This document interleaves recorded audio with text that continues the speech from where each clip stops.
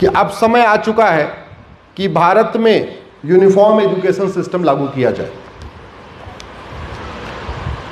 मैं जापान का education system देख रहा था, है तो वो जापानी में, लेकिन सारा सिलेबस करिकुलम वही है जो हमारे गुरुकुल वैदिक शिक्षा व्यवस्था में है। जापान ने हमारे पूरे वैदिक गुरुकुल शिक्षा व्यवस्था की नकल कर लिया और उसका फायदा देखिए। जापान में जासूस नहीं पैदा होते, जापान में गद्दार नहीं पैदा होते, जापान में कामचोर नहीं पैदा होते, जापान में आतंकवादी नहीं पैदा होते, अलगाववादी नहीं पैदा होते, कट्टरपंथी नहीं पैदा होते, जिहादी नहीं पैदा होते, ट्रेन पे पत्थर मारने वाले नहीं पैदा होते। शिक्षा में संस्कार हो और कानून का खौफ हो तो देश प्रगति करता है। जैसे घर में माता पिता में किसी एक का प्यार हो और दूसरे का खौफ हो तो बच्चा ठीक से रहता है। माता का प्यार हो, पिता का खौफ हो, या पिता का प्यार हो, माँ का खौफ हो, किसी दोनों में से कोई एक का सिस्टम रहता तो बढ़िया चलता है। कुम्हार अच्छा बर्तन कैसे बनाता है? एक हाथ नीचे रखता है, एक हाथ ऊपर रखता है, एक हाथ से मिट्टी को ऊपर उठाता है, दूसरे हाथ से उस मिट्टी को दबाता रहता है, तो अच्छा बर्तन बनता है।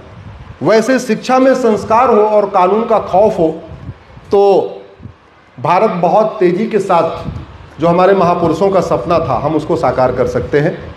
मैंने गुरुदेव PIL फाइल किया है कि भारत में जो 65 तरीके के एजुकेशन बोर्ड चल रहे हैं, इन सब को ख़त्म करके भारत में 1 नेशन 1 एजुकेशन बोर्ड बनाया जाए। ना मदरसा बोर्ड, ना मिशनरी बोर्ड, ना CBSE बोर्ड, ना ICSE बोर्ड, केवल एक भारतीय शिक्षा बोर्ड। अब आप सोच रहे होंगे कि ऐसे कैसे हो जाएगा, इतना बड़ा देश। अरे चीन का क्षेत्रफल हमसे 3 गुना ज़्यादा है। अगर वहाँ एक एजुकेशन बोर्ड से पूरे देश के स्कूल चल सकते हैं तो भारत में क्यों नहीं चल सकते? और वैसे भी भारत के अंदर एक रेलवे बोर्ड से पूरे देश की ट्रेन चल सकती है, तो एक एजुकेशन बोर्ड से पूरे देश के स्कूल नहीं चल सकते क्या? चल सकते। दूसरी हमारी उसी PIL में जो हमारी दूसरी मांग है कि भारत में कॉमन सिलेबस और कॉमन करिकुलम किया जाए। पढ़ने पढ़ाने का माध्यम भले अलग अलग हो, महाराष्ट्र वाले मराठी में पढ़ें, गुजरात वाले गुजराती में पढ़ें, बंगाल वाले बंगाली में पढ़ें, तमिलनाडु वाले तमिल में पढ़ें, लेकिन सिलेबस और करिकुलम एक समान होना चाहिए। कुछ लोग सोच रहे होंगे ये कैसे हो जाएगा?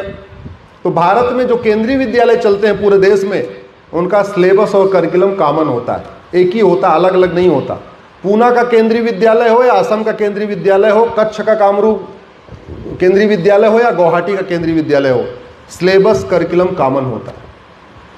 और तीसरा हमने उसमें मांग किया है कि प्राइमरी में विषयों पे फोकस करने की बजाय भारत की महान संतों के बारे में पढ़ाया जाए, भारत के महापुरुषों के बारे में पढ़ाया जाए, भारत की संस्कृति के बारे में पढ़ाया जाए। हमारी ऋषि संस्कृति क्या थी, हमारी परंपरा क्या थी, हमारा दर्शन क्या था, भारत की सोच क्या रही, उनके बारे में पढ़ाया जाए। दुर्भाग्य आप देखिए, हमारे देश में इतने महापुरुष हुए, एक से बढ़कर एक ऋषि हुए, उनके बारे में कहीं पढ़ाया नहीं जाता। उदाहरण के लिए चलिए, महाराष्ट्र में छत्रपति शिवाजी महाराज के बारे में तो पढ़ाया जाता है। रानी चिन्नप्पा, रानी लक्ष्मीबाई, रानी दुर्गावती, रानी कर्णावती, रानी पद्मिनी, रानी कमलापति, रानी अहिल्याबाई, ज्योता माता, पन्नाधाई, ऐसे अनेक वीरांगना हमारे देश में माताएं हुई जिनके बारे में पढ़ाया नहीं जाता। हमारी संस्कार व्यवस्था लुप्त होती चली जा रही है।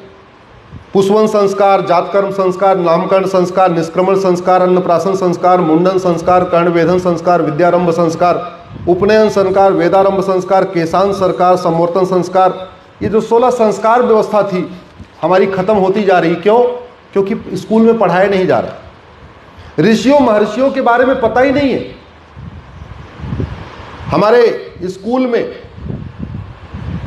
मरीच, कश्यप, विवस्वान, मनु, इच्छाकु, कुच्छी, विचु, वाण, अनर्य, वृथु, त्रिशंकु, धुंधुमार, ये जो भगवान राम के पूर्वज थे उनके बारे में नहीं पढ़ा रहे। बाबर, हुमायूं, तुगलक, गजनी, गोरी, खिलजी, औरंगजेब सबके बारे में पढ़ा रहे, लेकिन हमारे महापुरुषों के बारे में नहीं पढ़ा रहे। पता नहीं किसके किसके बारे में पढ़ा रहे, लेकिन जो यहाँ के हमारे वैज्ञानिक थे, महर्षि अंगिरा, महर्षि याज्ञवल्क्य, महर्षि अक्षपाद, महर्षि रैक्य, महर्षि अगस्त्य, महर्षि लोमस, महर्षि अग्निवेश, महर्षि वशिष्ठ, महर्षि अजातशत्रु, महर्षि वात्स्यायन, महर्षि अत्रि, महर्षि वामदेव, महर्षि अष्टावक्र, महर्षि वाल्मीकि, महर्षि आत्रेय, महर्षि विश्रवा, महर्षि कण्व, महर्षि विश्वामित्र, महर्षि कपिल, व्यास, कश्यप, कात्यायन, सरभंग, कृपाचार्य, सुखदेव, गर्ग, शुक्राचार्य, सत्यकाम, गोभिला, जापाल, गौड़पाद, सुतीर, च्यवन, सुमंत, जमदग्नि, जैमिनी, मरीच, दत्तात्रेय, अंगिरस, दधीच, पुलह, देवल, क्रतु, धौम्य, सौनक, कुणाद, पराशर, भास्कराचार्य, चरक, भारद्वाज, करदम, भृगु, गौतम, बौद्धायन, मैत्रायण, धन्वंतरी, पतंजलि, चरक, सुश्रुत, सारंगधर, माधवकर,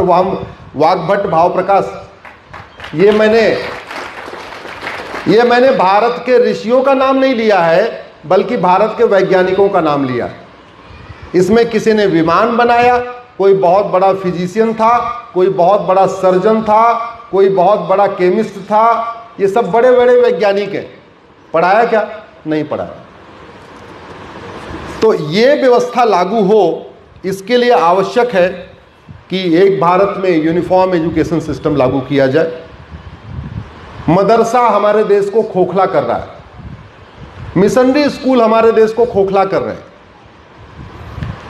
500 साल की मुगलों की गुलामी में कुल 1000 मदरसे खुले, 200 साल की ब्रिटिश गुलामी में 1000 मिशनरी स्कूल खुले,